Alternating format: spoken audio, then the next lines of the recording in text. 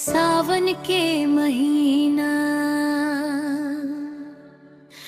पवन करे शोर, आज नहीं आई सजना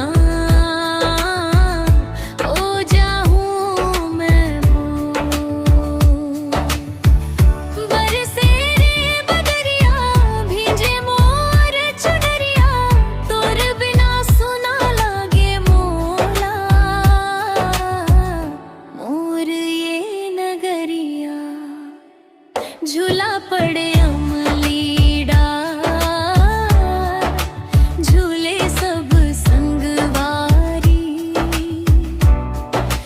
तोर राह देखत दे थक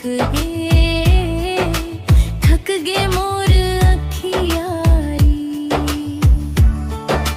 कोयल कुहके डार डार मोर मन करे हे हिलो,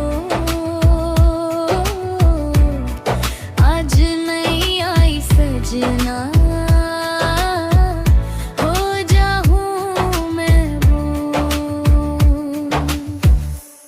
सावन के महीना पवन करे शोर,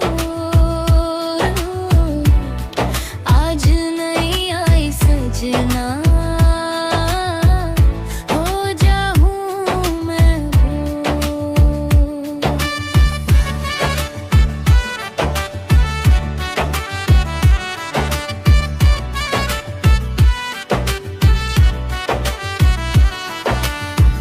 चमके बिजुरी गगन